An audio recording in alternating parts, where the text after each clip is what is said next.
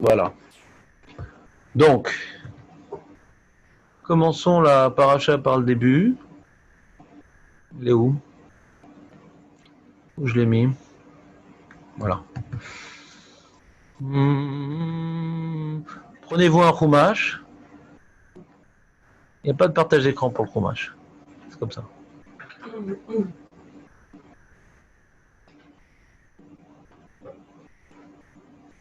C'est où? Elle est où la paracha? Ah, c'est...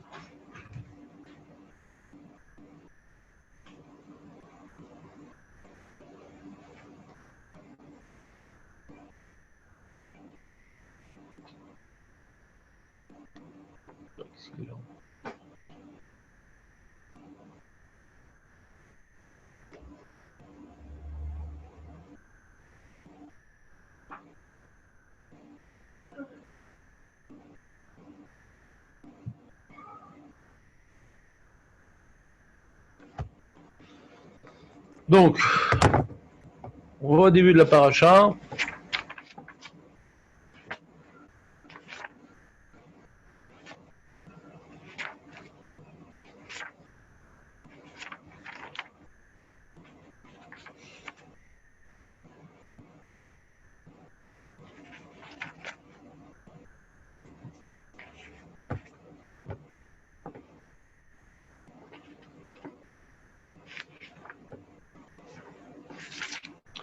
Vaikar Korach.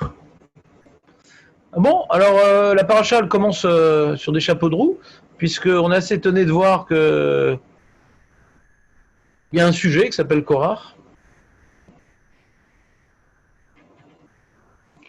Déjà c'est inversé, on aurait pu dire Korach Lakar, ouais. Mais on ne sait pas ce qu'il a pris, quoi. Vaikar Korach. Il manque le complément d'objet direct. On ne sait pas ce qu'il a pris. Vaikar Korach ben Itzar, ben Kehat, ben Levi, Vedatan Vaviram, ben Elia, Veon ben Pelet, ben Reuven. On t'a dit les gens, quoi.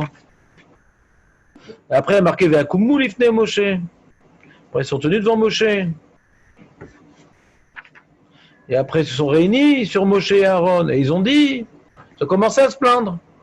Valmazé Vaikar Korach, qu'est-ce qu'ils ont pris?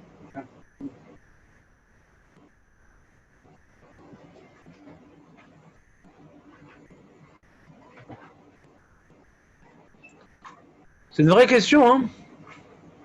T'as jamais pensé à ça, Benjamin? Elle est répandue? Parce qu'elle est au début de la paracha, donc les rabbins en parlent. Et c'est quoi? Samuel, tu peux arrêter? Tu peux arrêter de prendre la parole sans avoir été invité? Merci. Ah, donc c'est pas intéressant que ce soit connu comme question, si on ne se rappelle pas de la réponse. D'accord. Donc Vaikar Korach, qu'est-ce qu'il a pris? Alors, ce pasouk là qui introduit la paracha nous dit donc qui c'est Korach. C'est le fils de Itzhar, qui est lui-même le fils de Kehat, qui est lui-même le fils de Lévi. Donc on t'a présenté l'arbre généalogique de Korach. Après Vedatan, Veaviram, Ben Eliav, Ve'on, Ben Pelet, Ben Reuven. Donc on a dire Vaikrou en plus, puisqu'on voit qu'il y a trois sujets ici. Il y a Korach qui est présenté face à ses origines. Il y a Datan Veaviram, les fameux. Ve'on Ben Pelet.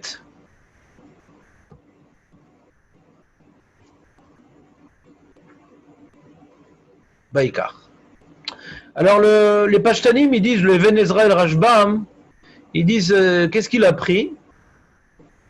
Alors il dit le complément d'objet direct est sous-entendu. C'est sous-entendu. C'est il a pris les gens. Il a réussi à prendre les gens, à acquérir les gens.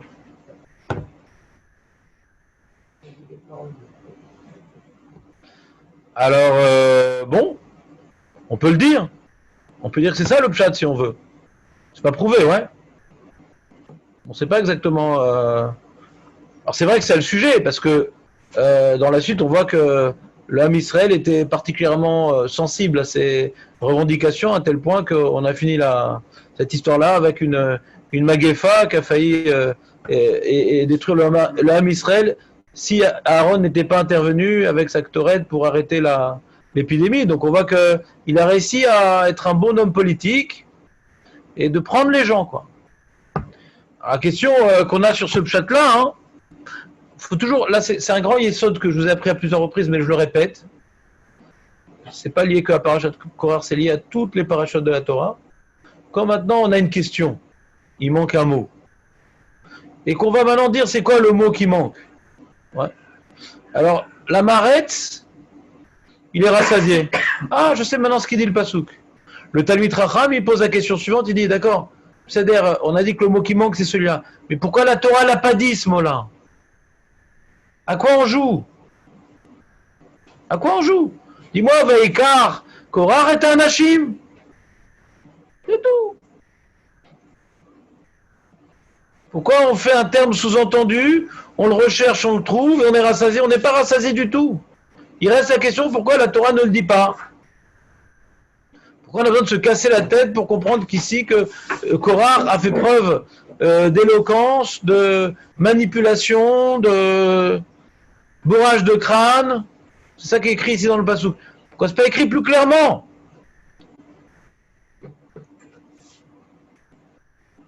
Alors nous on a expliqué que le fait que ça n'a pas écrit explicitement son action de prendre les gens nous laisse entendre qu'il l'a fait dans l'ombre.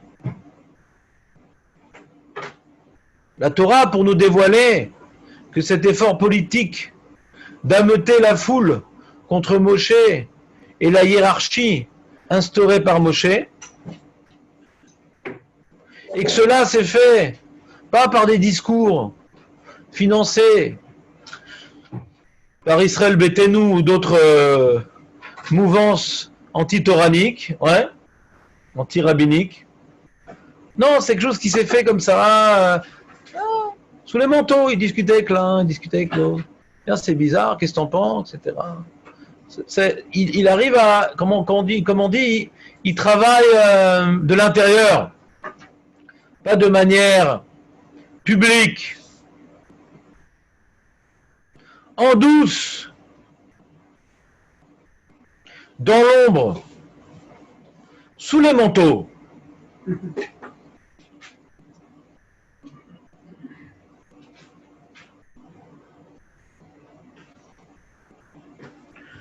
Pourquoi marquer, autre question sur ce pshat, pourquoi il a marqué Vaikar, il a pris? Ici c'est Veishpia Korach, ouais. Il a influencé, pourquoi il a pris? Il a pris des gens, ouais. Vous comprenez la question ou pas?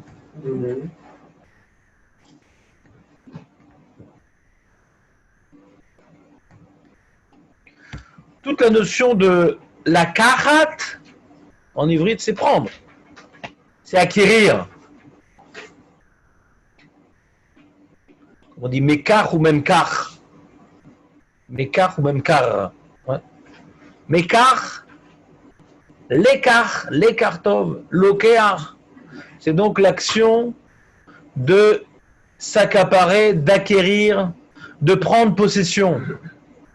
Donc c'est assez important comme information. Parce que quand on voit les revendications de Korach, on a l'impression que c'est un humaniste, universaliste, qui s'intéresse au peuple. Il dit, ah, pourquoi vous avez tout pris pour vous, Moshe et Aaron, et vous n'avez pas distribué au peuple plus de prérogatives, plus de pouvoir, plus d'honneur. Vous avez tout accaparé. Donc Korach se fait le porte-parole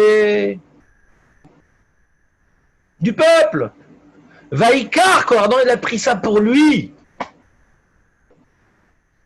C'est comme l'homme politique qui s'intéresse, ouais, populiste. Il y a des arguments pour le peuple, mais il n'y a que son siège électoral qui l'intéresse vraiment. Puis arrivé au pouvoir, il peut changer d'opinion s'il voit que le vent il change de direction, il changera de propos. Lui, ce qui intéresse, c'est d'être au pouvoir. Et il s'appuie sur le peuple.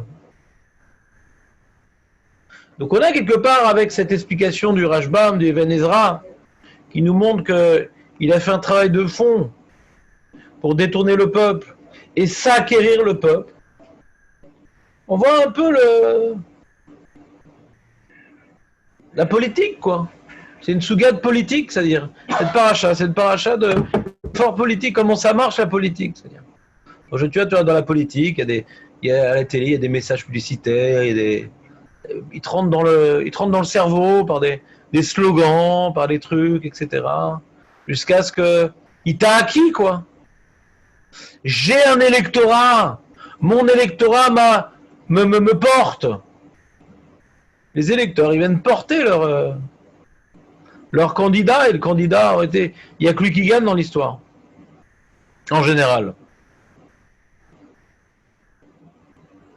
Et d'ailleurs, le Even Ezra, il explique que Korach, il était assez démagogue, tellement démagogue, un démagogue en général, il se contredit tout le temps, ouais. Parce qu'il va toujours dans le sens du peuple, et le peuple, il a des opinions diverses. Donc, une fois il va parler comme ci, une fois il va parler comme ça. Un caméléon, quoi. Il y en a qui s'amusent d'ailleurs en période électorale de présenter les discours électoraux d'un certain homme politique sur toute sa carrière, comme quoi il a à chaque fois dit des choses opposées. Comme il a dit Lieberman, c'est la grande rigolade. Quand je serai ministre de la Défense, il n'y aura pas un jour et tout, je vais éliminer le Hamas, truc. On a fait du tout, quoi. C'est-à-dire. Donc l'homme politique, pour arriver au pouvoir, il a toutes sortes d'arguments qui parlent au peuple. Mais en vérité, il fait rien, quoi. C'est-à-dire, il n'est pas mieux qu'un autre. Parce que le contexte, il dépend pas de lui, quoi. On peut pas faire ce qu'on veut. Hein. Le peuple, il rêve. Oh, Moshe, je voulais t'appeler, j'ai perdu ton numéro de téléphone. Tu nous as manqué. Alors, tu étais à Moshe ou pas? Ou tu t'es... Ben, tu pouvais nous zoomer. Ah, t'aimes pas le zoom? Il paraît que je suis beaucoup plus bon en zoom. D'accord. C'est pas naturel. D'accord. J'accepte. Donc le Even Ezra, il explique comment dirais-je, les arguments incompatibles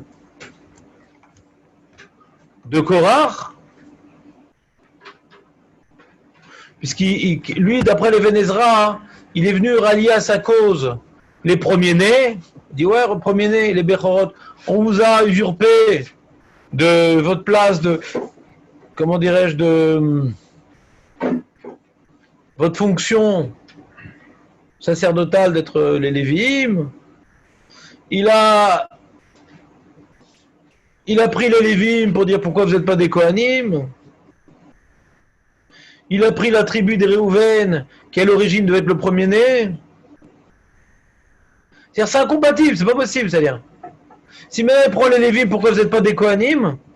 Donc qu'est-ce qu'il fait des premiers-nés, c'est-à-dire? Et qu'est-ce qu'il fait de la tribu des Réhouven? C'est-à-dire, chacun il a parlé ce qu'il voulait entendre, mais ça peut pas marcher ensemble. Ça marche pas.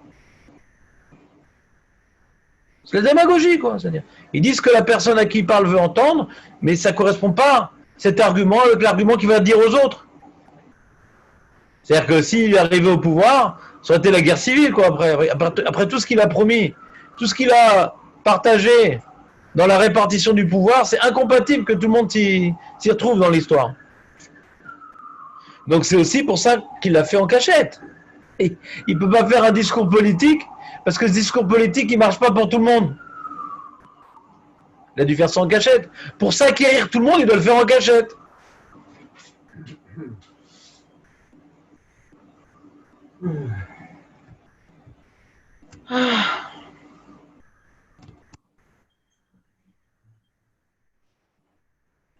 Alors qu'est-ce qu'on apprend de cette explication? Déjà, ça nous apprend à nous mettre en garde devant tout projet. Que la personne, je te dis ça, mais t'en parles à personne. Hein.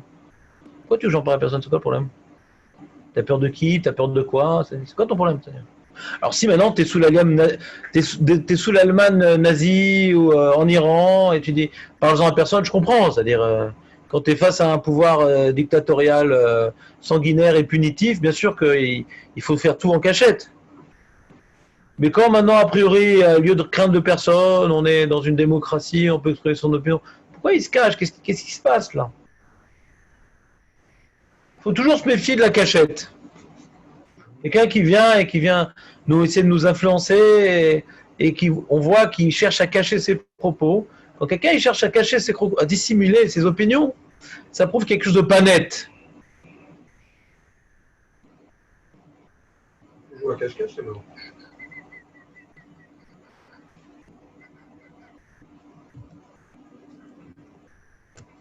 Très bien. Bon, ça c'est l'explication des Vénézra et du Rajbam qu'on a essayé de détailler, de savoir que ce qui a marqué Vaikar Korach, c'est quoi la phrase de quoi elle parle? Vaikar Korach est un Am Israël, il a voulu s'acquérir l'Am Israël par ses arguments démagogiques, ouais, incompatibles. Et pourquoi il n'y a pas marqué Vaikar et Béné Israël?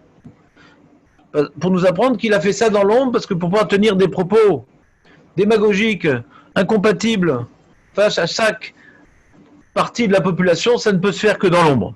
Bon, très bien, bon. C'est pas un enseignement fondamental, mais c'est ce qu'on appelle du pshat. Rashi, il rapporte le Midrash. Rashi, il dit, comme il a introduit Maître Belaïch, lui, il dit, dans son introduction, Rashi, qu'il s'est inspiré du Midrash Tanchuma pour expliquer cette paracha, dans la première phrase de Rashi de la paracha, et il confirme son projet, puisque là, il rapporte le Midrash Tanchuma, que Vaikar, c'est quoi? Lakar et atzmo, le tzad acher, liot, nichlak, mitoch haeda, leorer, à la keuna. Qu'est-ce qui dit ça? J'ai pas encore dit ce que j'ai dit. Lakar et atzmo, il a pris, qu'est-ce qu'il a pris Korach? Lui-même. Bon, c'est pas mal comme chat en vérité, ce midrash. Parce que le fait qu'on ait inversé le verbe et le complément, enfin, et le sujet, Vaikar, Korach, c'est l'impression que Vaikar ma, Korach. D'après le Rashbam et le Vénézra. Samuel, tu peux arrêter d'être agité? Je crois que j'ai pas pris mon portable, mais je l'ai mis. Ouais, très bien, super. J'ai appelé maman. C'est bon. Donc tu décides, ou tu restes, ou tu pars. Ouais, d'accord. Donc, s'il y a marqué Korach, Lakar, alors dis ou Lakar Machou, ou Lakar Michou. Ça va comme le Rashbam et le Vénézra. Mais là, Vaikar, Korach. L'impression que la chose qu'il a pris, c'est Korach. Alors c'est quoi il a pris Korach? Alors Rachid explique, il s'est mis à part. Il a pris lui-même, il s'est mis à part. La kar et atzmo le tzad acher. Il s'est mis à part. Liot nichlak mitoch haeda. Pour être séparé de l'assemblée. Il s'est séparé de l'assemblée pour se mettre à part. Les horaires à la keuna. En remettant en question la prêtrise. Et Bémet, c'est ce qu'a expliqué l'Onkelos. Onkelos, il dit, va it palek Korach. Il s'est mis de côté. Il a fait de lui-même une plouga. Il s'est mis de côté. Il s'est mis à part. Il s'est coupé de la nation, quoi, quelque part. Là, c'est très, très important comme enseignement. Bon, la lecture du verset, on la comprend, hein, d'après le Midrash, Vaikar, ma, Korach. Qu'est-ce qu'il a pris en vérité? Il a pris que lui-même. On a l'impression qu'il parle pour la communauté. Non, qu'est-ce qu'il a pris? Il a pris comment dirais-je, le prétexte de se séparer de la communauté pour être une réalité autonome de la communauté. C'est la Keuna, c'est un prétexte, la Keuna. Mais c'est quoi son action? Il s'est coupé de la communauté. Il explique le Maharal, la marloquette, Le fait de s'opposer, ça exclut la personne, ça la met de côté. La marloquette, c'est une action d'exclusion. Quand on s'oppose, c'est qu'on ne veut pas faire un avec la personne avec qui on s'exclut d'elle. Elle demande le Maharal. Bonjour Marco, ça n'a pas commencé encore? Qu'est-ce qui se passe? C'est un problème? Il marche pas le chiour? J'entends des voix. Il y a un problème? Non? Il y a un problème? Vous n'avez pas de son, docteur Yoda? Vous n'avez pas de son? Répondez-moi. Il n'y a pas de son? On a le son, mais on n'a pas l'image. Ah, il n'y a pas l'image. C'est pas grave, Non. monsieur. Image. Regarde, t'as vu, ça vaut pas le coup, regarde. T'as eu la tranche? J'ai oublié de mettre l'image, c'est pas grave.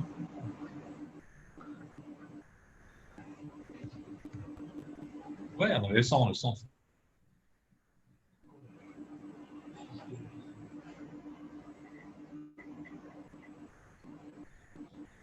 Maître Charbit, il y a un problème? Non, je demande des commandes.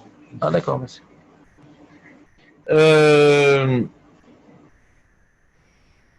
Donc le Maharal, il dit, si la marloquette, c'est se mettre à part, pourquoi dans toute la Torah, il n'y a que au sujet de Korach qu'on a vu ça? Quand on parle de marloquette, il n'y a pas marqué à chaque fois Vaïkar. Donc la définition que je t'ai donnée, moi le Maharal, qu'une marloquette, c'est se mettre à part, c'est refuser la fusion. Le shalom, c'est la fusion. La marloquette, c'est l'exclusion. Je m'exclus de l'autre. Si cette notion, elle était vraie, elle devrait se retrouver à chaque fois qu'on parle d'une marloquette, de Vaïkar. Et ce terme de l'Ekicha, il est écrit qu'au sujet de Korach. Il dit non, ici c'est une marloquette très particulière. Je vais vous lire dans les mots parce que c'est important. ואין להקשות אם כן בכל מחלוקתות יהיה נאמר לשון לקיחה ולא מצאנו זה הלשון אלא בכאן. On a trouvé que ce terme de לקיחה uniquement ici, dans cette מחלוקת précisément. יש לתרץ דווקא כאן מפני שהיה קורח חולק על הכהונה, comme Korach était חולק sur la כהונה, c'est ça qui s'est exclu du Ham Israël. Lama שהוא לכלל ישראל la כהונה, c'est une réalité qui fait partie intégrante du Ham Israël. S'il n'y a pas de Kehuna, il n'y a plus du Ham Israël. S'il n'y a pas de Kehuna, il n'y a pas de Ham Israël. C'est comme tu enlèves la tête à un corps, il n'y a plus de corps. Le Maharal explique ailleurs que le Meler du Ham Israël, c'est le cœur du Ham Israël. Le Kohen Gadol, c'est le front, le Sechel du Ham Israël. Si tu enlèves une partie, tu as amputé une partie vitale. S'il n'y a pas de Kehuna dans l'Am Israël, s'il n'y a pas maintenant une partie du Ham Israël qui incarne la fonction d'annulation de Akadosh Baruch Hu, alors c'est plus l'Am Israël. Il manque cette partie, c'est plus l'Am Israël. Donc comme maintenant tu t'opposes à la Kehuna, quelque part, וחולק עליה הרי הוא יוצא מכלל ישראל ולוקח עצמו לצד אחד מכל ישראל ושאר עליו לשון לקיחה. La לקיחה, c'est se mettre à part, s'exclure du Ham Israël. Si maintenant il était juste pas d'accord avec Moshe, il serait pas encore forcément exclu du Ham Israël. Le fait, c'est que le sujet de divergence, de litige, de rébellion qui a été proposé par Korach, c'est de s'opposer à la réalité même du Ham Israël. Il n'y a plus besoin de Kohanim. Kulam Kedoshim. Il n'y a pas besoin de Kohanim. On était tous hors Sinaï. C'est ça qui rend du Kohen. C'est qu'il y a du Kohen, il doit être du Kohen. Ah. Qu'est-ce que tu en penses? Réponds à la question de Benjamin, on a déjà répondu. On a déjà répondu à cette question. Il y a à peine 4 minutes. Ouais. Benjamin demande quoi? Il voulait que tout le monde soit Kohanim ou que lui il voulait être Kohen? Répondez à cette question, je vous ai répondu. Hein? Ah mais qu'est-ce qu'il disait? Qu'est-ce qu'il disait? Je suis De quoi? Non, mais je vous ai dit, il était contradictoire. Il disait ce que il n'allait pas dire je veux être Cohen, personne n'aurait voté pour lui. Un mec, son programme politique, il dit voilà, c'est quoi ton programme? Bah, je veux être Premier ministre. Et quoi? Bah, ça me suffit, hein, moi. Si les gens en arrivent à ça, c'est pas mal, hein. Pourquoi aller plus loin? En prétendant défendre. Ça me motive suffisamment. J'ai pas besoin d'autre motivation, j'ai pas besoin d'idéal, moi. Être Premier ministre, ça me va très bien. Le premier communiste. Exactement. Son nom de famille, c'était Marx, Karl Marx. Karl Marx, ça change un peu, hein. Oh, c'est loin. Bon.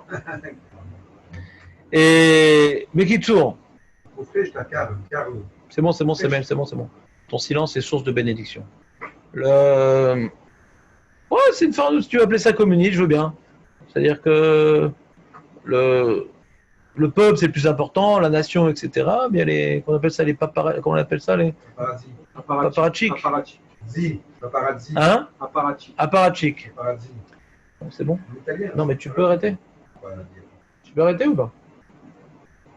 Merci. Donc,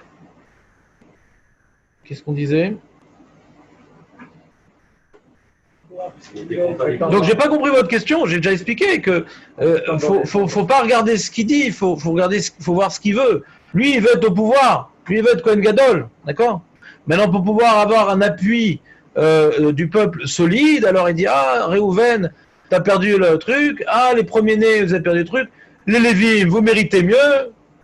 Pourquoi c'est Aaron qui a pris? Mais il pouvait pas dire ça à tout le monde en même temps parce que ça va pas ensemble. On a dit ça déjà. Ouais. Et l'argument qui est présenté à la Torah, hein, c'est l'argument populiste. Kulam Kedoshim, il n'y a pas de Kohanim, il n'y a pas de Lévim. Alors, est-ce que Kulam Kedoshim, c'est tout le monde, ou c'est que chaque famille a un représentant par le premier-né? L'Omeshane, en tout cas, il n'y a pas de secte, il n'y a pas de caste. Tout le monde est concerné par la Keuna. Ou tout le monde physiquement, ou que les premiers-nés, ce qui revient à une représentativité de tout le peuple, les premiers-nés. Ouais. Peu importe dans le détail ce que ça veut dire, c'est plus les premiers-nés. En tout cas, il était relègue sur la Keuna, qu'il y ait maintenant une partie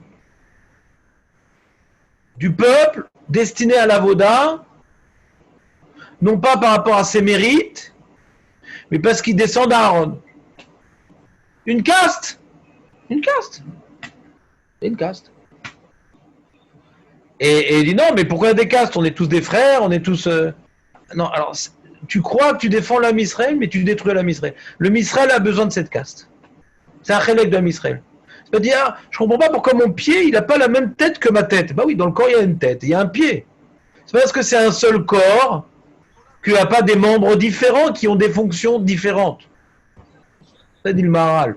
Les parties du Ham Israël, c'est des membres d'un corps. Ils sont unis, mais ils sont très différents. Pas tout le monde peut être la tête. Pas tout le monde peut être la tête.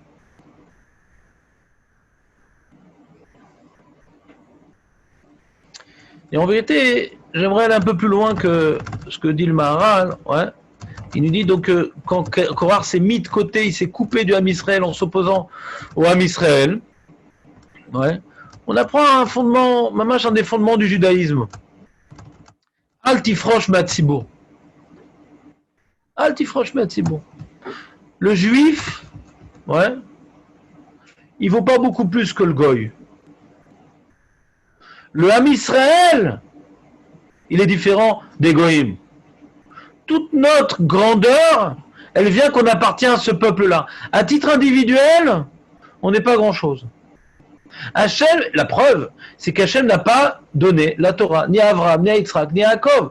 La Torah n'est pas, la grandeur de la Torah n'est pas quelque chose qui peut donner à un individu. C'est par la complémentarité des 12 tribus et des différentes familles qui constituent ces 12 tribus que la perfection divine peut être incarnée dans ces diverses facettes et dans ces diverses nuances de chaque facette.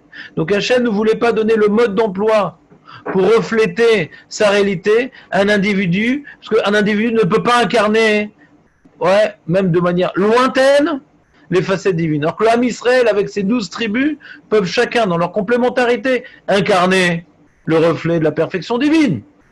Donc, Pourquoi? Oui, oui, d'accord, très bien. Donc ici, quand Korah veut être tout seul, ou il te palègue, il s'y met à côté, à part de Ham Israël, ouais. Donc il veut être au-dessus de Ham Israël. Il veut pas trouver sa place dans le Ham Israël. Il veut être au-dessus du Ham Israël. Alors, c'est le début de la fin. Vous savez, quand quelqu'un il a fait une faute très grave, on dit qu'il est Chayav Karet. Et le passouk nous dit il est coupé de son peuple. Et malgré quand quelqu'un est tzaddik, Nesaf el Amav, quand il meurt, Nesaf el Amav. Il est fusionné avec son peuple. Le Olam Haba, le Gan Eden, on trouve notre place dans notre peuple qui est là-haut. Chayav Karet, on est coupé de notre peuple. Notre éternité n'est pas liée à notre individualité. Notre éternité est liée à le fait d'appartenir à un peuple que Hachem a dit que ce peuple sera éternel. L'Am Israël, il est éternel. Il peut avoir l'Inquisition, il peut avoir la Shoah, mais l'Am Israël est éternel. Il peut avoir des grandes parties de l'Am Israël qui disparaissent, mais l'Am Israël est éternel. Celui qui prend sa vie pour être un élément du Ham Israël, alors il a l'éternité. Yeshlo chelek de l'Olam Haba. Comme dit Kol Israël, Yeshlem chelek l'Olam Haba. Si tu es dans le Kol Israël, Yeshlecha chelek l'Olam Haba. Mais le Kol Echad ve'Echad, c'est pas sûr qu'il y ait Yeshlo chelek l'Olam Haba. Faut pas être menoutak du Ham. Et c'est ça la faute de Korah. Il n'a pas cherché à trouver sa place dans le Ham Israël, il a cherché à s'élever au-dessus du Ham Israël. Et donc, s'il s'élève au-dessus du Ham Israël, il n'est plus dans le Ham Israël.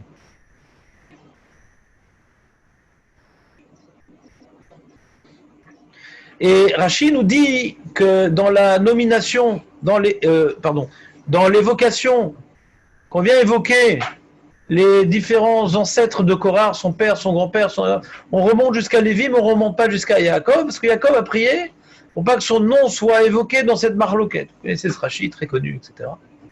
Alors j'aimerais vous expliquer ce Rashi, d'après ce qu'on est en train d'expliquer maintenant, que Yaakov Avinu représente justement l'unité du Ham Israël. Il est marqué que dans la Merkava, dans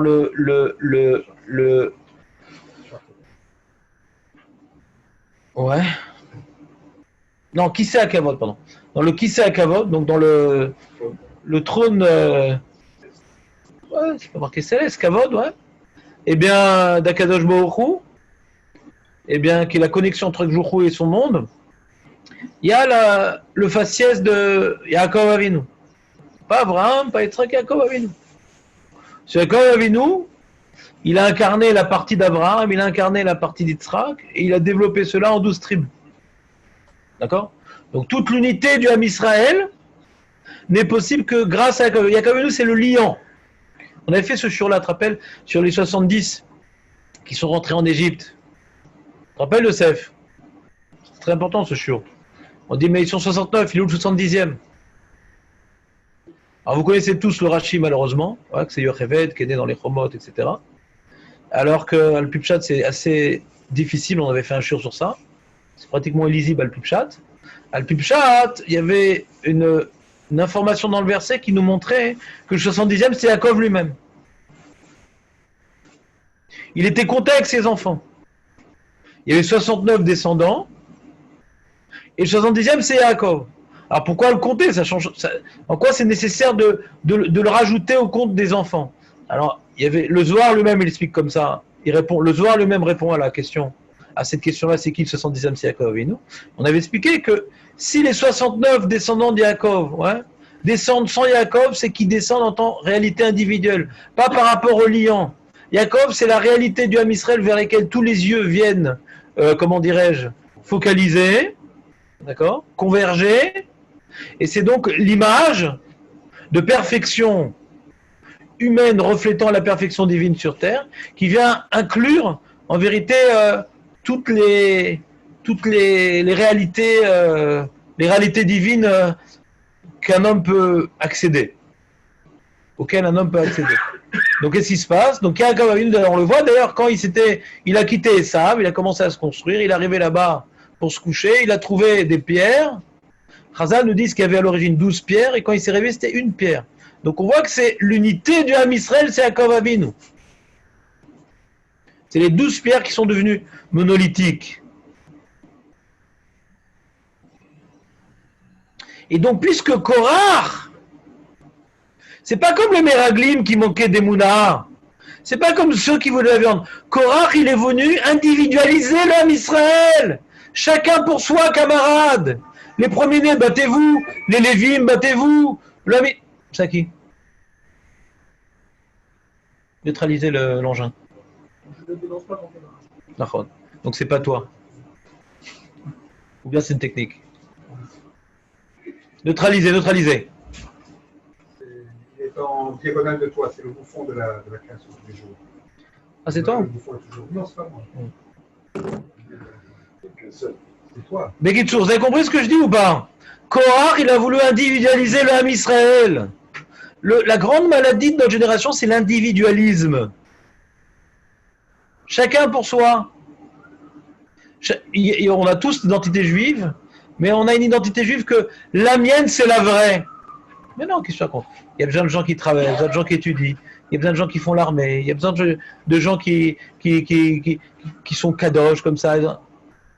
C'est pas parce que tu as une certaine approche du judaïsme que tout le monde doit être comme toi. C'est un regard individualiste, la Torah. S'il y avait 12 tribus, tu vois bien qu'il y a 12 manières différentes de servir à Kadosh de manière complémentaire. C'est pas parce que tu es sioniste religieux, tu ne dois pas supporter ceux qui ne le sont pas. Et réciproquement, chacun a sa part de travail. Chacun a sa part de travail. On aime bien quand on a choisi un camp, d'exclure l'autre. Ça, c'est Korach! Parce que je suis dans un camp, alors l'autre, il est faux.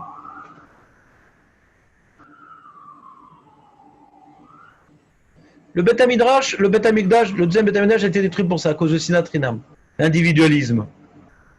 Chacun ne supportait que lui-même et ceux qui ressemblaient à lui-même. Tu vois, des fois, des gens, ils font leur alia et tout. Ils sont français, les pauvres. Et ils restent qu'entre Français. Ils disent, ouais, les Israéliens, ouais, non, parce que les Israéliens, non, mais ouais, parce que les Israéliens. Je sais pas compris, t'es venu en Israël ou ou tu veux rester en France? Tu veux nous ramener du frangaouisme ici, c'est-à-dire? Bon, Hachem, une des grandes chances que nous avons en Eretz Israël, à part la Gdusha Ta'aretz, ouais, ça c'est de Marloquet, c'est d'Oraïta, des Rabbanan, c'est Kibbutz Galouyot. Kibbutz Galouyot. C'est dommage qu'on nous ait ramené les goïms russes, ouais, mais sinon, bon Hachem, il y a Kibbutz Galouyot. Apprendre à supporter, apprendre à se respecter, apprendre à voir les qualités des uns et des autres. Les Juifs russes ont des qualités que nous n'avons pas, les Ashkenazim ont des qualités que nous n'avons pas, les Sfaradim israéliens ont des qualités que nous n'avons pas. On n'est pas venu pour dire non, mais nous les Français, nous Borachem. Regarde les qualités qui sont sur place, arrête de regarder les tiennes. Ça c'est Korach. Je veux être Kohen Gadol, comme je suis juif français en Israël, c'est les meilleurs. Ça c'est vouloir être Kohen Gadol, ça. T'as ta place. Alors c'est quoi, qu'est-ce qu'apporte le monde francophone en Israël? Je sais pas. Il y en a qui disent que le DRRET, il y en a qui disent la pub, il y en a qui disent, je sais pas, ouais. Après, il faut réfléchir. Qu'est-ce qu'on a comme qualité? Ouais. Pas exclusive, mais comme petit avantage sur d'autres. Il ne faut pas le prendre comme étant une massue pour écraser les autres. Il faut prendre cet objet-là pour lui donner sa place dans la mosaïque de beauté du Ham Israël. Faire profiter le Ham Israël de peut-être la spécificité francophone et enrichir donc la beauté de Kibbutz Galouyot.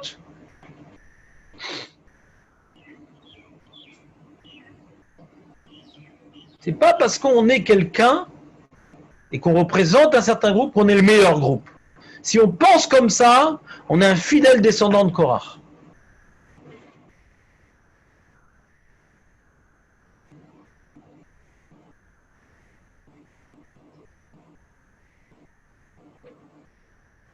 Il y en a, ils ne supportent pas les chassidim.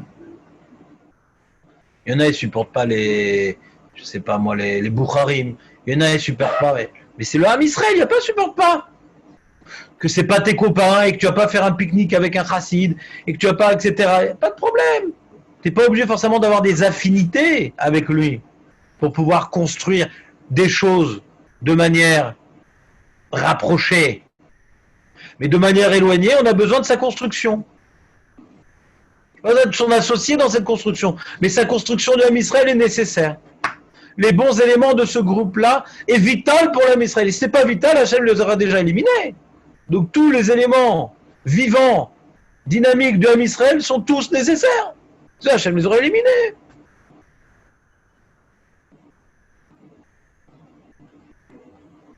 Le but, ce serait d'arriver à une symbiose entre tout le monde. C'est quoi une symbiose? Ce serait d'arriver à un amour infini pour chaque personne. L'osmose. Et le but, ce serait de vivre avec chacun sans pour autant l'aimer en pensant qu'il soit une pièce. C'est quoi aimer? Tu dis des termes très très très larges. C'est quoi aimer? Parce que le but, ce serait de... Est-ce qu'on peut aimer tout le monde? Alors, si tu définis l'amour d'une certaine manière, tu peux dire oui. Et si tu définis l'amour d'une certaine manière, tu peux dire non. Si aimer quelqu'un, c'est sentir vraiment heureux de le voir et ça me revitalise, c'est pas possible d'aimer tout le monde. Se respecter. Voilà, quand on dit Ve'afta l'erara kamocha, il traduit ne fais pas à l'autre ce que tu veux pas qu'on te fasse. Il n'a pas dit fais à l'autre ce que tu veux qu'on te fasse. Comme ça, il traduit l'onkelos, le pasouk. La Torah, elle parle d'une mitzvah, et l'onkelos, il traduit par une retenue. Parce qu'on peut pas t'imposer, ouais, à ton enfant, tu vas tout faire pour l'aider, on peut pas t'imposer de faire ça à n'importe quel individu avec lequel tu n'as aucune affinité. Mais de respecter son espace vital pour qu'il puisse s'épanouir et construire la part qui lui a été réservée, oui. Il a une part à construire, ne sois pas parasite, ne sois pas un frein à sa construction. Respecte son argent, respecte son kavod, respecte sa place, ça oui. Pas de la shonara. Mais ce que toi t'appelles l'amour, hein, ce message d'émago, hein, il y a des rabbins comme ça, un message, oui, il faut tous aimer, on est tous des frères, etc. En termes d'alacha, il n'y a pas de mécor. Ve'afta l'eracha kamocha, Rabbi Akiva, Bet Hillel, Unkelos, ils ont traduit, man desaner, la tarvid lechavrer. Ce qu'il t'est détestable ne fait pas à l'autre. Et le grand message, aime ton prochain comme toi. C'est très beau. Pourquoi on aime bien ce message? Parce qu'on aimerait qu'on nous aime. Souvent, on aime bien ce message quand on se sent pourchassé. Ah, mais il faut aimer tout le monde, même moi. Mais on a du mal à l'appliquer pour en faire profiter les autres. Mais on aime bien l'utiliser pour nous-mêmes. Donc, c'est pas un message tellement, on va dire, il est beau. Il se rapproche beaucoup du christianisme. Tant l'autre joue, la charité, etc. On voit qu'il n'est pas mis en application. La Torah, elle connaît la réalité humaine. Et on ne peut pas avoir un amour pour un étranger qui a d'autres affinités, d'autres réflexes, une autre culture, un autre DRRS. Ouais. On a toujours une distance avec lui. Mais cette distance-là ne doit pas entraîner ni du lachon hara. Ouais. Et s'il a besoin d'aide, tu lui donnes de l'argent. Tu lui prêtes de l'argent. Tu lui rends service. Même si c'est pas... On ne va pas faire un gmar uniquement pour les Français, ou un gmar uniquement pour... Moi, je vois à Bnei Brak, tu vois, il y a différentes cultures. Il y a les Sfaradim, les Ashkenazim, les Chassidim, les Dati, les Omi, il y a toutes sortes de groupes là-bas, ouais. Et alors, ils ont leur synagogue, ouais. Ils se marient entre eux, tout ce que tu veux. Je comprends. Moi aussi, j'aime bien. J'aurais bien aimé avoir une synagogue française à Bnei Brak, on se raconte des blagues en français, on a la même culture, il n'y a pas de problème.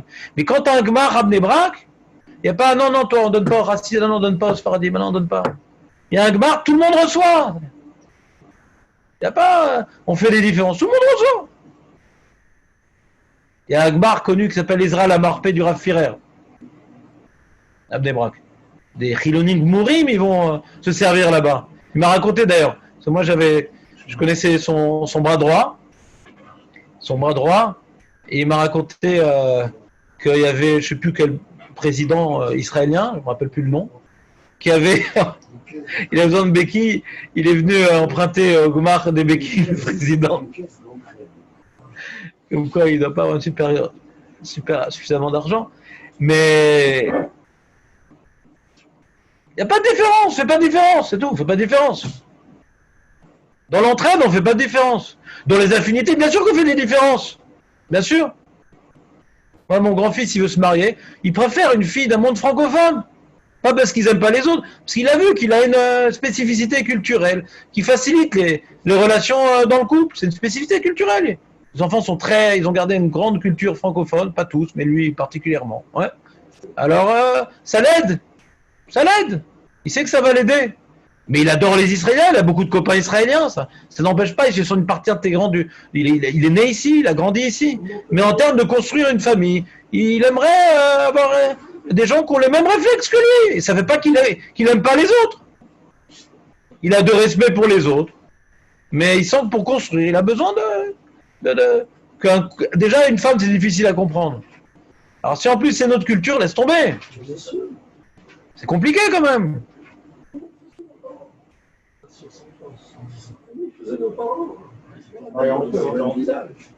C'était tous étudiants. Il ne faut pas se marier avec des Sfaradais. Bien entendu, c'est pas que c'est impossible de se marier avec quelqu'un d'une autre culture. Ouais. Des fois, il y a un amour, il y a un projet en commun. Ouais. Quand il y a un projet en commun, ça peut dépasser beaucoup de choses compliquées. Mais ça aide. Ça aide. C'est une question d'affinité, quoi, ça aide. Mais Kitsour. Donc là, on est en train d'expliquer quelque chose d'assez important, ouais, que le problème de Korach, c'est qu'il a vu qu'il n'a pas reçu la place que lui aurait voulu recevoir. Il y a des gens comme ça, toute leur vie, c'est comme ça. Oui, vu mon niveau intellectuel, vu mes compétences, j'ai pas un travail que je mérite, j'aurais pu beaucoup mieux m'épanouir dans un autre domaine d'activité. Si j'avais reçu une autre femme, alors... tiens. Excuse-moi, je dois chercher des chicots. Ouais. Donc, la femme que j'ai reçue, si elle était plus spirituelle, j'aurais pu mieux avancer dans la Torah et les mitzvot. Ouais.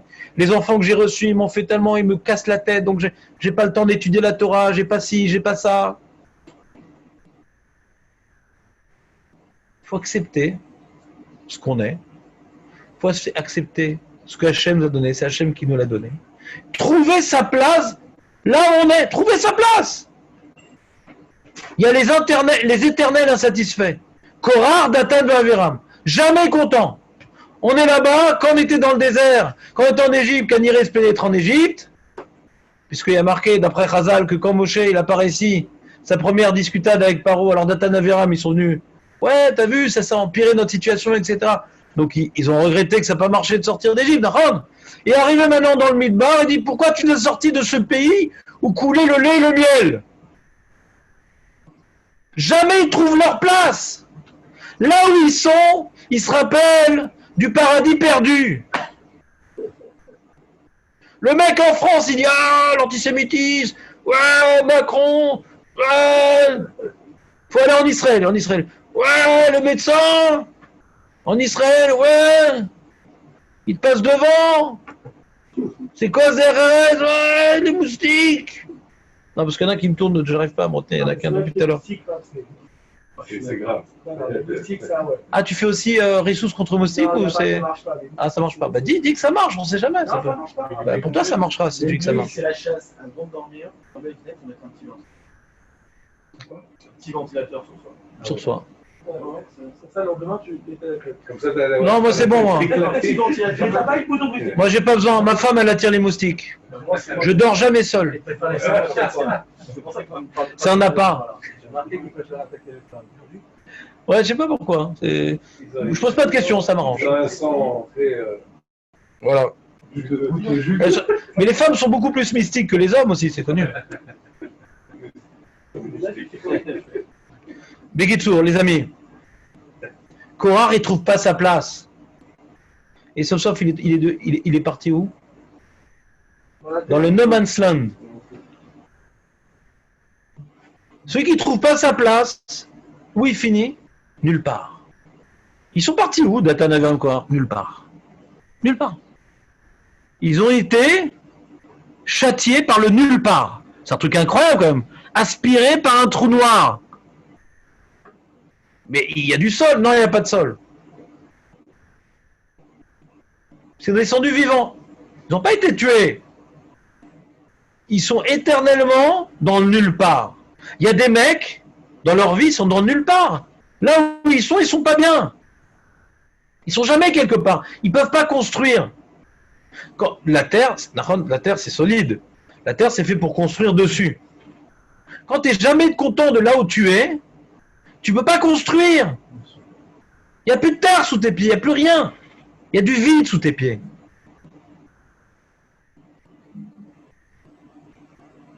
C'est une grande maladie à notre époque, une très très grande maladie. C'est pour ça que j'insiste. On est tous concernés par « Ah, ma femme, ah, mes enfants, ah, mon travail, ah, mon truc. Si j'avais fait ce choix-là, peut-être ça aurait été mieux. Pourquoi je me suis marié avec elle ?» Oh là là. Bah attends, oh là là, tu rigoles ou quoi? Il y a plus de divorces que de mariages. Vas-y, oh là là.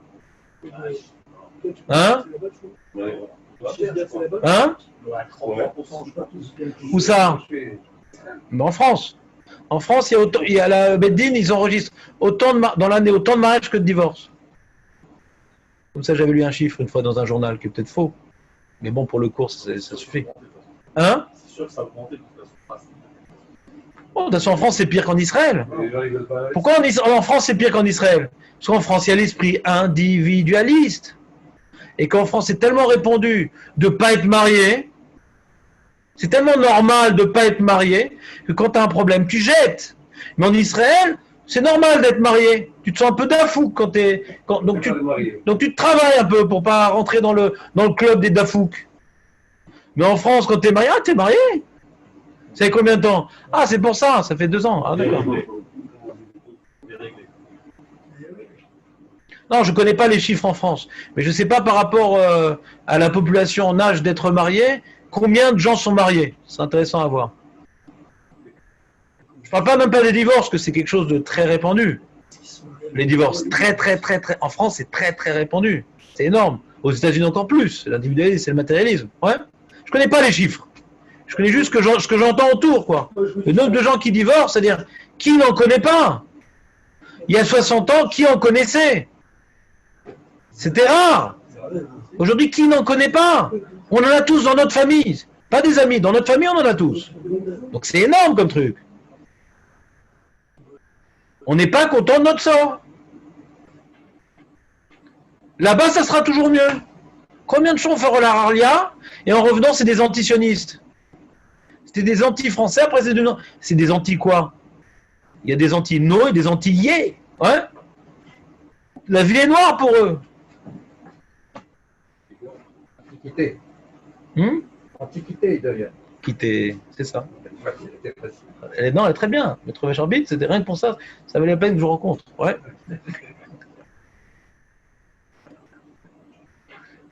C'est bon? On est tous concernés par ce problème-là, mais on a nos périodes.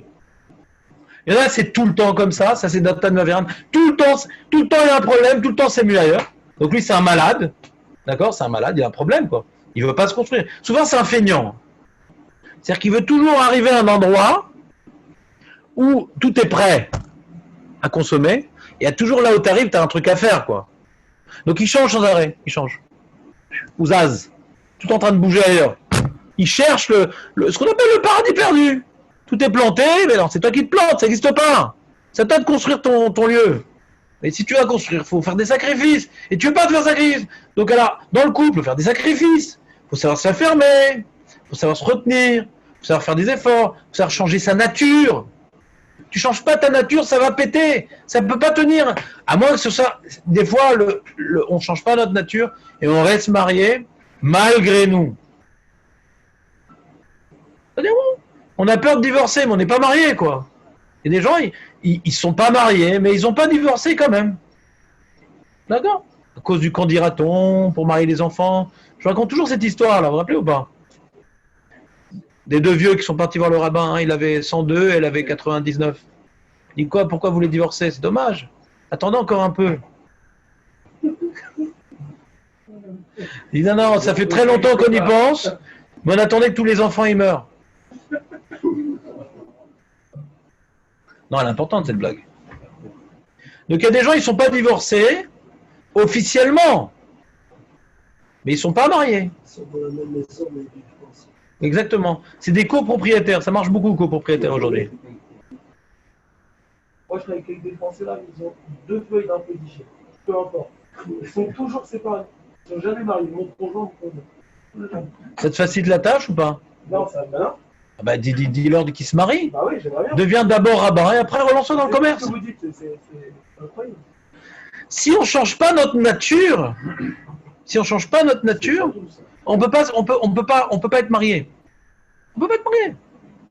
Parce que la nature de la femme est différente, la nature de l'homme est différente.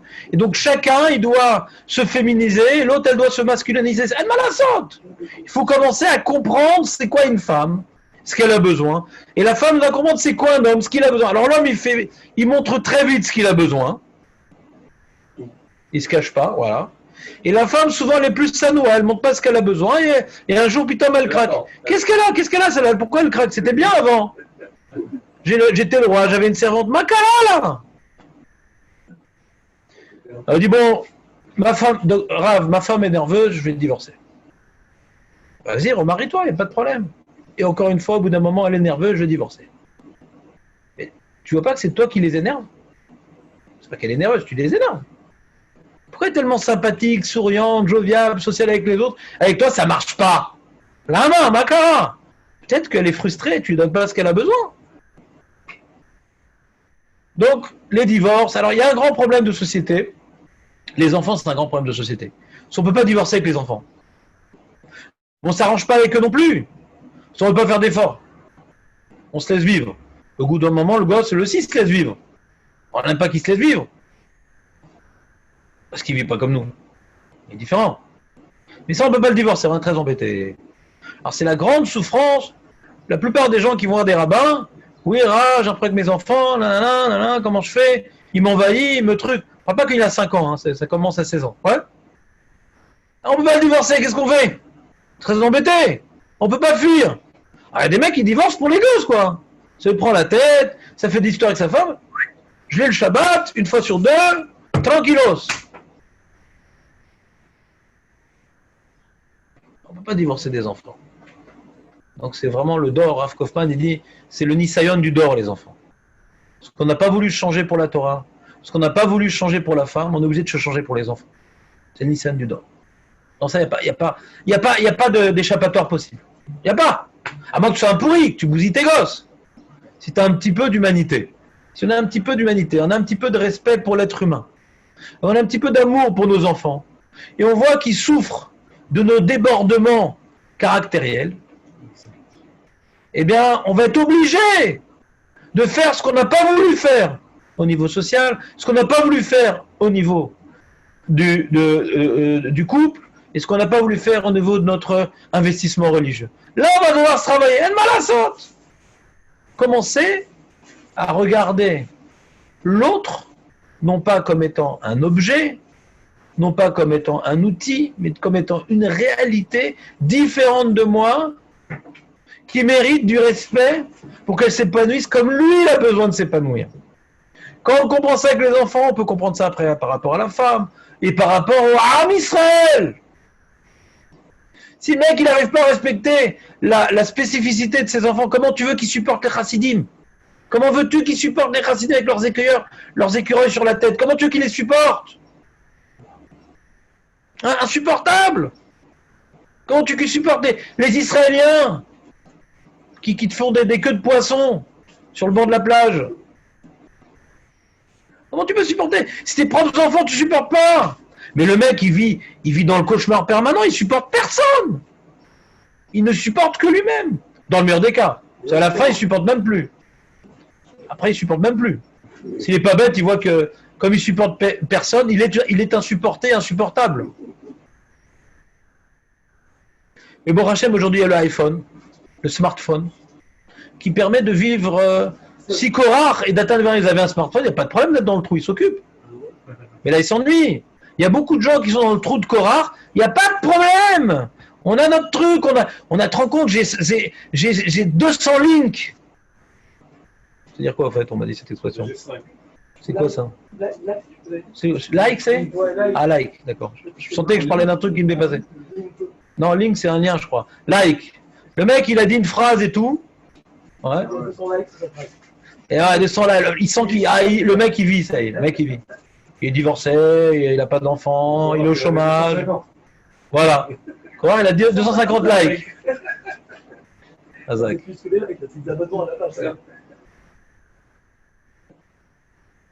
Donc, Yaakov Avinu, c'est bon le moussard, on s'est fait du moussard, là, ça nous a fait du bien? Ça nous a fait du bien ou pas? Alors, essayons de le mettre en pratique, vous Hachem. Pas vous, moi aussi, hein, attention. Hein, je suis pas... C'est que sauf le Ham Israël, Hachem ne peut pas donner la Torah sans le Ham Israël, parce que pour se travailler, on a besoin du Ham Israël. C'est facile d'être le petit tzaddik avant Avinu, tout seul, entouré d'Avodah Zarah. Mais quand on dit, on est tous, égaux, on est tous Ham Israël, on est égaux, ouais. Je suis pas plus que toi, t'es pas plus que moi, on descend tous de Yaakov Avinu, Nahon. T'es pas plus kadosh que moi, et moi je suis pas plus kadosh que toi. Ouais. Donc je dois te supporter, tu dois me supporter le Marasot. C'est beaucoup plus dur. Je dois trouver ta place, je dois laisser ta place. C'est beaucoup plus dur. D'être le tzaddik paumé à Sdom, c'est facile. Si c'est pas l'un, c'est l'autre. Mais nous, on est entouré de gens très très bien, qu'on supporte pas. Bah rien, c'est pas rien, on supporte pas des gens bien. Et Shanorak Am Israël Echad. C'est comme il y avait un chanteur là, Geffen, comment il s'appelle? Avi Geffen, qui est, paraît-il, moi je connais pas, qui est, paraît-il, à l'origine anti-religieux, je sais pas si c'est vrai. Hein? Ah ouais? Je sais pas. Non, j'ai vu un article sur Torah Boss, on m'a montré, donc je me méfie des données de base, si c'est pas exagéré. Vous dites qu'il était vraiment anti-religieux? Et je pense qu'il a pris conscience qu'il existe une réalité qui s'appelle le Ham Israël, quoi. C'est un chélek de Ham Israël, une malasot, quoi. Une malasot, c'est un chélek de Ham Israël. Les chassidim, c'est un chélek de Ham Israël. Les chilonim, c'est un chélek de Ham Israël. Une malasot, ça va me détester, c'est un chélek. Il faut travailler ensemble, une malasot. Il a dit ça, il a reçu 400 likes. De Bnei-Brak, des gens de Bnei-Brak. Ah ouais. C'est pas moi. C'est pas moi. Moi, je peux pas faire de Il like. n'a pas fait souvent, mais. Non, mais il a reçu, il a dit d'ailleurs, il a été tellement ému, ça l'a complètement retourné. De recevoir le.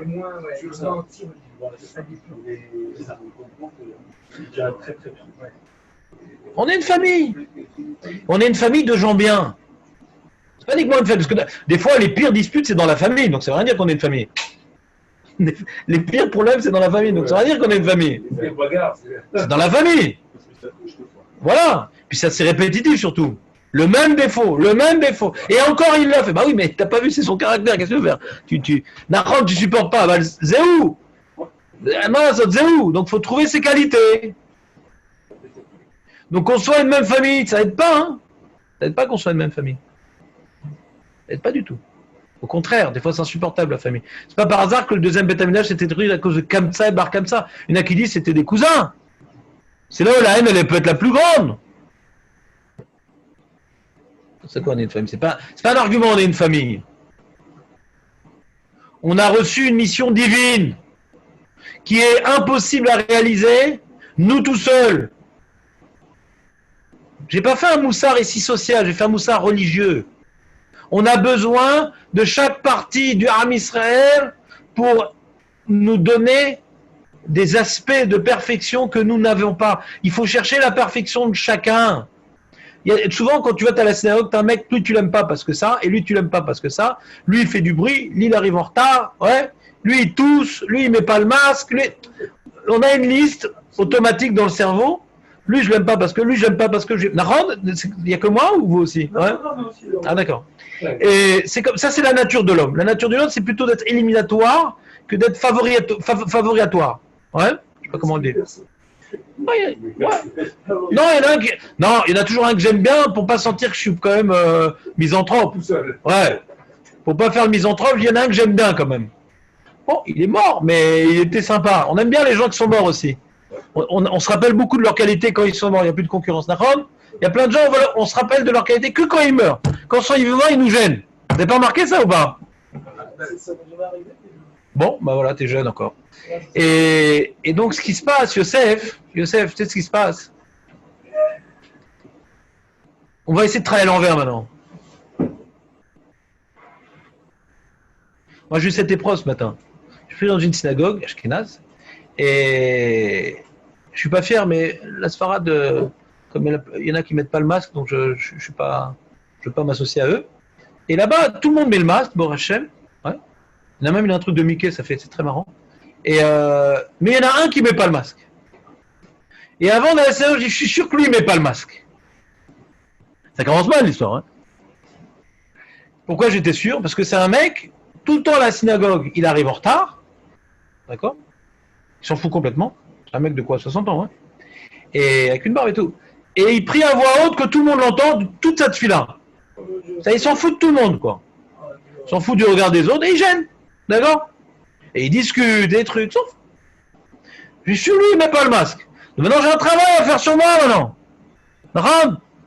Je vais pas lui dire pourquoi tu mets pas de masque, je vais pas lui dire pourquoi tu arrives en retard, je vais pas lui dire pourquoi tu pries à voix haute, je vais pas lui dire pourquoi tu discutes. Je suis pas sa mère, hein ? Puis moi, je suis parfait, moi. S'il gêne, surtout, vous n'êtes pas de la communauté. Non, ça me gêne, qui me gêne. Aaron, ça l'aurait pas gêné. Moi, j'aimerais être Oev Shalom, Rodev Shalom, j'aimerais. Mais maintenant, je suis pas rabbin. Ici, tu sais très bien, si je remplis bien mon rôle de rabbin, ce qui me gêne, je l'éclate. Mais je te rassure, je le fais que ici. On a un scout alors. Oui, bien sûr. Mais grâce à vous, je suis calme dehors. C'est ça, les idées. J'ai mis tout mon heure ici, il reste plus rien, je suis épuisé. Je m'endors à la choule comme ça. Non, mais s'il gêne, ça veut dire qu'on va être occupé par sa gêne toute la file, on ne prie plus. Mais tu crois que ça change quelque chose de dire quelque chose? Tu vois, le mec qui s'en fout des autres. Kavoua, il arrive en retard. Kavoua, il prie à voix haute. Et quelqu'un lui a dit quelque chose déjà. Mais c'est pas mon problème. Je suis pas son papa. C'est pas mon problème. Quand il est en retard. Le rap de la communauté, qu'il arrive en retard. Donc aujourd'hui, je me suis dit, c'est dommage quand même parce que ça me déconcentre. Parce que non, pourquoi ça me déconcentre? Parce que pourquoi il fait ça, moi je fais pas ça. C'est énervant, moi je mets le masque. Et moi c'est toujours gênant de faire des efforts et un autre il le fait pas. Pourquoi je me galère et lui il se galère pas? Moi je dis peut-être qu'il a eu Corona. Et qu'il est plus contagieux, qu'il est plus truc, etc. Peut-être qu'il est asthmatique et qu'il ne peut pas supporter le masque. Ouais. Bon atrim, Yehudi. Ouais.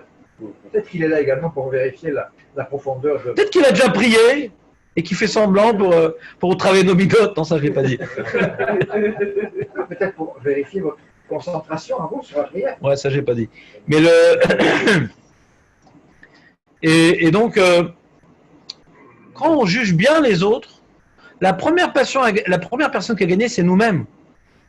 De faire de la place dans la tête. Mais c'est dur. Parce qu'il m'énerve. C'est gagnant.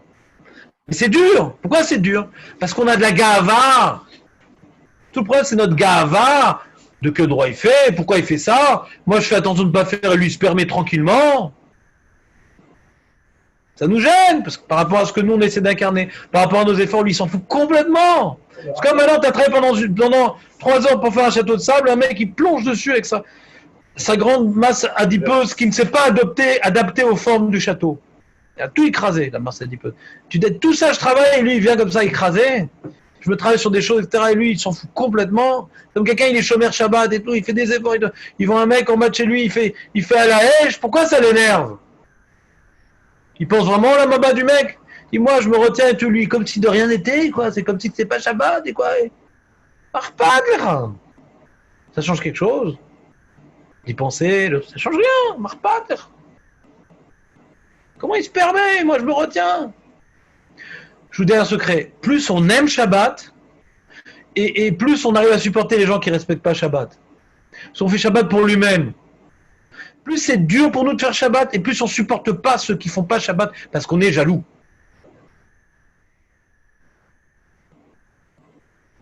Plus on aime la tefila, et plus on ne regarde pas les mecs qui prient mal, qui arrivent en retard, etc. C'est même plus un effort 5 kiff d'arriver à l'heure. Moi, je me bats pour arriver à l'heure, pour être sérieux, pour ne pas gêner, etc. Et lui, il fait comme si de rien n'était.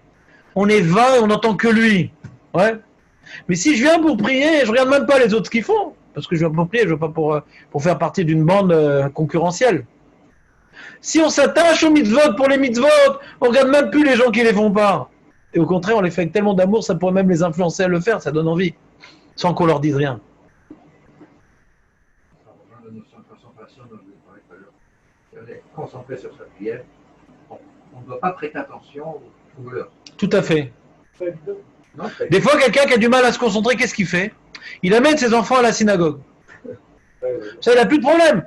Avant, quand il n'a pas ses enfants, il n'arrive pas à se concentrer, il a honte un peu. Maintenant, là, il peut pas et prier et jouer le rôle de Torquemada. Ouais. Donc, il faut bien que son inquisition, elle soit menée. Qui c'est qui va la mener, son inquisition? C'est pas lui. Ouais. Assis-toi. Lève-toi. Kaddish. Arrête de jouer avec le standard. Arrête de... Amène des clous, une croix, fais quelque chose. Ouais. Qu'on en finisse en beauté. On va finir badge comme un autre. Donc là, j'ai plus de problème. Quand je n'aime pas les enfants, j'ai un problème. Je prie sans prier. Je vois que je suis nul dans la tefila. Mais quand les enfants, je ne vais pas prier. Je l'éduque pour la prière.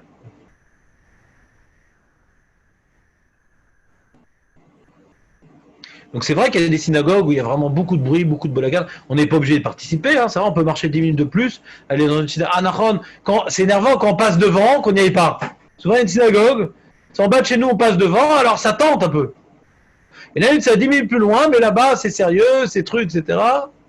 Mais si je suis devant, je suis happé par le truc, quoi. J'y vais, quoi. Hein, Shlomo? magasin. Non, c'est une synagogue. Mais si tu vois que tu n'arrives pas à travailler dans le casse-route, et je te comprends, je suis dans le même cas, c'est très difficile. C'est un travail d'une vie. Hein. Moi, je vois que les années, on progresse. Petit à petit, on voit nos défauts. Moi, je vois, plus j'ai découvert mes défauts, Baruch Hashem, je ne savais pas que j'en avais autant, ouais. Plus j'ai découvert mes défauts et plus je supporte les autres. Je dis, attends, lui, il m'énerve et tout. Mais je sais, là, j'ai des trucs que je ne vais pas faire, je les fais. Alors, qui suis pour parler avec là? Quand j'étais un jeune frère, qui étudiait toute la journée, qui priait, qui truc, j'ai l'impression d'être le machiar. Donc, j'avais du mal à juger en bien. C'est tellement facile, la Torah et les mitzvot. Comme pourquoi lui, il ne fait pas? Donc, là, c'est pas si facile. Alors, chacun ses défauts, chacun ses problèmes, quoi. Alors, moi, j'ai pas de problème dans ce domaine-là. Lui, il a le problème dans ce domaine-là. Et moi, j'ai un problème dans ce domaine-là. Lui, il n'a pas de problème dans ce domaine-là. Ce monsieur-là qui me gêne au fond, il a sûrement des qualités énormes que j'ai pas dans un domaine particulier. Peut-être c'est un grand bal chesed, peut-être c'est un Elodéa. Un Elodéa, il faut que je m'invente que c'est possible. Et donc dans la Maba, il va m'écraser. Il va être au-dessus de moi à des années-lumière parce que dans le domaine qu'il avait du mal, il s'est travaillé, il a réussi. Et moi, les capacités que j'ai eues, j'ai à peine exploité. Donc, Al Tadoun et Travacha, Galim comment? Ne juge pas ton ami jusqu'à arriver à sa place et tu n'arriveras jamais à sa place. C'est dur! Mais sans arrêt, il faut voir. Il y avait un philosophe américain, je ne sais plus qui disait comme ça, toute personne, regarde toute personne, ouais, de manière favorable, parce que toute personne au monde a une qualité que tu n'as pas. Lui-même disait ça, ce philosophe américain. Alors, il a une paracha à son nom, pourquoi? La qualité de Korah? Il a une paracha à son nom, il a quelque chose, non? Et Balak? C'est quoi ce postulat? Non, C'est quoi ce postulat? Comme il y a une paracha à son nom, il a quelque chose. C'est quoi ce postulat? On a l'impression que c'est le Tunisien de Hitro qui revient. C'est le Tunisien de Hitro. Mais qui a dit ça, la Gemara? Non, voilà. Je comprends pas, parce que c'est à son nom, donc ça veut dire que c'est un tzaddik, je n'ai pas compris. C'est important. On va apprendre quelque chose. C'est un titre. Qu'est-ce qu'il a comme qualité? Vous avez dit chacun il a sa qualité. Ah oui, mais que tu as rajouté l'histoire, parce que c'est à son nom, donc c'est... C'est un plus. On dit aussi Oui. ça des quatre marques rares, c'est sortez tes bottes de croire, je crois. Je sais pas si je l'ai entendu comme ça. On a dit Katama et Fran. Ouais. Je sais pas, c'est quoi ses qualités? Justement, j'aimerais les connaître. On peut apprendre quelque chose, même si ce n'est pas que des qualités. Nous, on apprend même des Rechaïm, ouais. Il y a marqué que celui qui ne met pas les tefilines, il met pas les tefilines, c'est Navera en plus, tellement grave qu'il va être brûlé, et les tzadikim au Lamaba, ils vont marcher sur sa cendre. Ah, il demande, je ne sais plus qui, je crois que c'est le Rav Dessert, il dit c'est quoi les tzadikim vont marcher sur sa cendre? C'est-à-dire que la punition qu'il va recevoir dans sa vie ou après sa vie, etc., ça va permettre de marcher. C'est source des fois, quand quelqu'un il a fait quelque chose de mal et qu'il a une punition, ça nous fait avancer. L'histoire de Korah, ça nous fait avancer. On marche sur le trou béant qui a été refermé grâce à l'exemple négatif qu'il a pu incarner, sans ne veut pas lui ressembler. Ce qu'on a expliqué aujourd'hui, celui qui est individualiste et qui sans arrêt, qui ne veut pas chercher sa place dans l'âme Israël, qui cherchait au-dessus de tout et au-dessus de tout le monde, ben c'est ça Korah. Et c'est tellement profondément ancré en nous ce problème-là que l'image désastreuse que Korah va donc symboliser dans ce problème-là est pour nous une voie tracée pour marcher dessus. On va pouvoir marcher sur les cendres de Korah pour ne pas lui ressembler. C'est déjà important de savoir ça. Comme elle dit Pirkei Avot, on va voir, parce que David va me poser la question pour Parashat Balak. Ah, pourquoi Parashat Balak? Qu'est-ce qu'il avait de bien, etc. Alors, on voit par exemple, il y a Bilam là-bas dans la paracha. Et la Mishnah, il y a les Talmidim d'Avram Avinu et les Talmidim de Bilam Aracha. Pourquoi on nous parle de lui? Que l'exemple qu'il a incarné, il faut faire l'inverse. C'est source d'enseignement. Un rachat, c'est source d'enseignement. Une autre chose avec Korah, c'est qu'on voit que la génération là-bas, elle peut devenir meilleure. C'est avec les Korah. On apprend que les enfants peuvent différer leurs parents. Le fait que Korah, il ait eu dans sa descendance des enfants qui ne l'ont pas écouté pour faire la volonté d'Hachem, et qu'il ait eu notamment comme descendance Shmuel, qui notamment, ça prouve que quelque part, déjà, un message dramatique, que ça ne devait pas être un rigolo. C'est lui qui portait le Haron, il faisait partie des Lévim qui portaient le Haron. Donc c'est pas un rigolo, pas n'importe qui. Pas n'importe qui dans sa famille pouvait le faire. Donc c'est quelqu'un qui avait une certaine dimension spirituelle, tellement grande que dans le Chinour, il y a quelque chose qui est passé, puisque ses enfants ne l'ont pas suivi. Tellement grande que Shmuel est devenu plus grand que Moshe et Aaron réunis. Donc, mais malgré tout, tu peux être tellement élevé et tellement à côté de la plaque. Plus tu as des capacités élevées. Tu vois par exemple un mec comme Shabbatai Tzvi. C'est un mec vraiment intelligent. C'est un mec, Shabbatai Tzvi. Marchemo Vezicho. Et c'est pas rigolo le mec. C'est vraiment c'était un gaon. Il avait des niveaux de Gdusha, etc. Plus t'es élevé, plus tu peux tomber bas. Acher aussi, C'est pas rigolo, c'est un talmid de Rabbi Meir. C'est le Rav de Rabbi Meir, mais le problème, c'est quand tu es tellement élevé, alors tu pourrais être insatisfait de la place que tu as reçue. Parce que Bémet a un grand potentiel.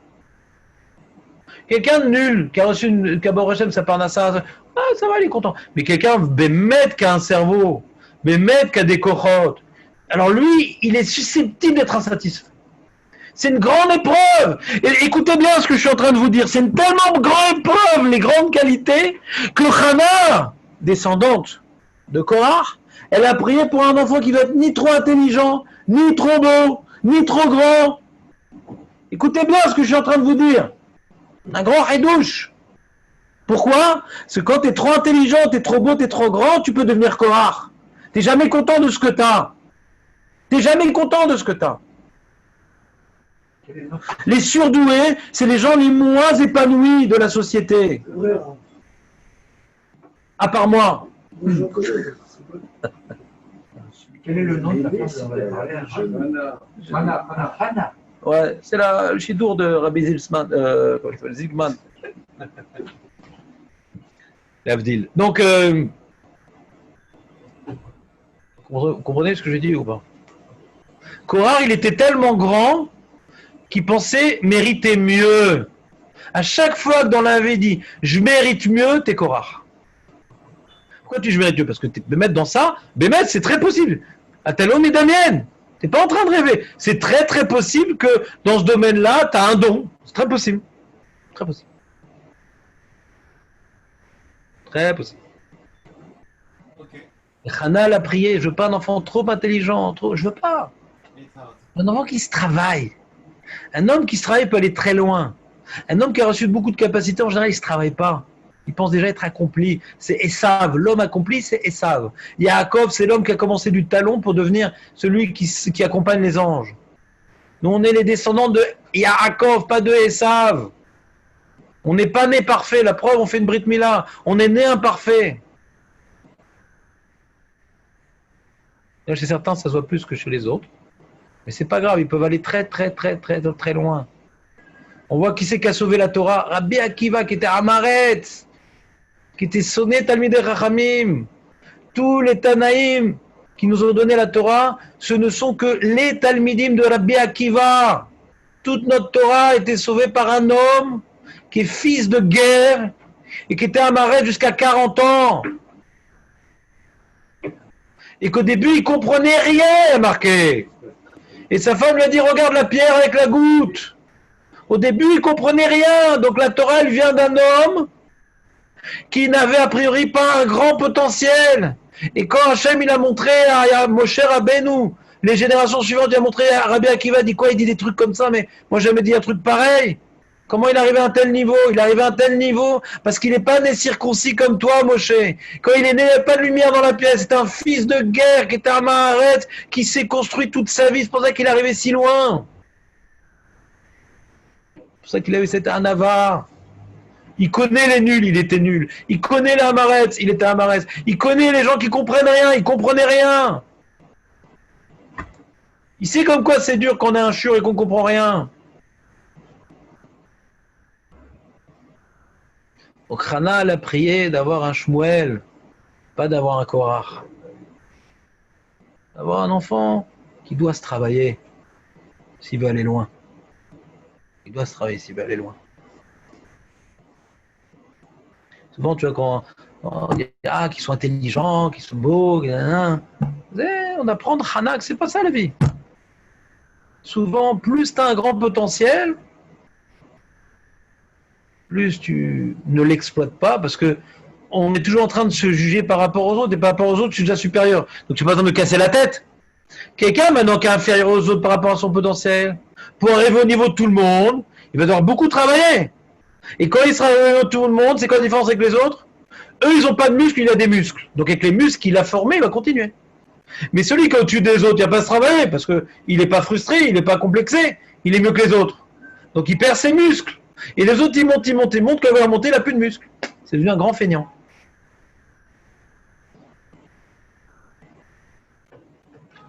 Tu as compris?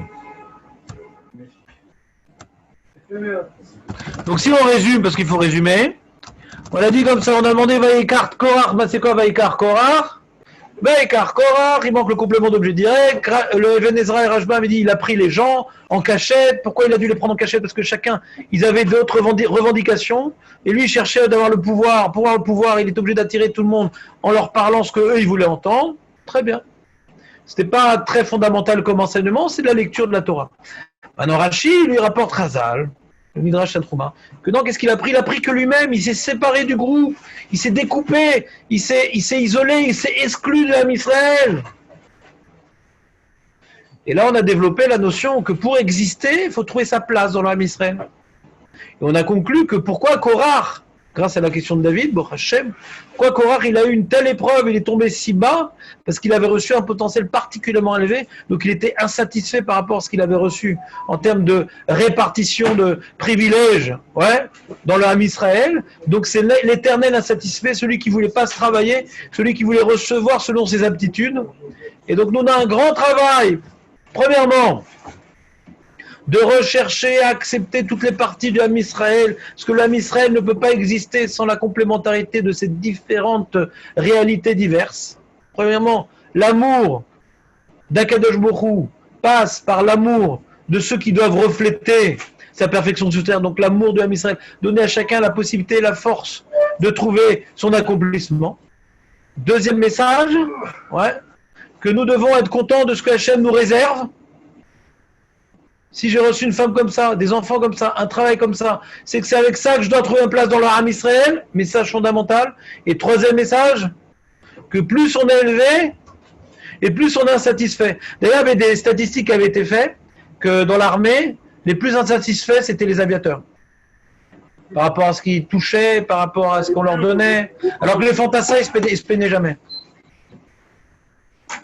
Plus tu as un grand potentiel, moins tu sens que tu reçois selon tes capacités.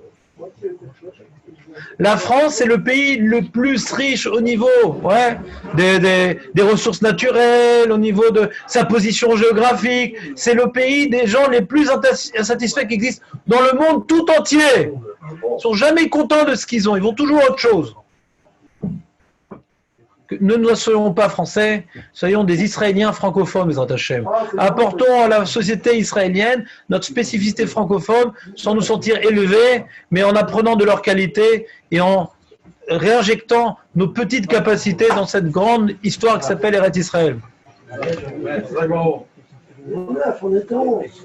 On n'a pas demandé quel est. Mais non, il parle, je ne sais pas vu, moi. On n'est pas. Il y avait 11. Hein? Shabbat shalom, moi. Shabbat shalom vous-même.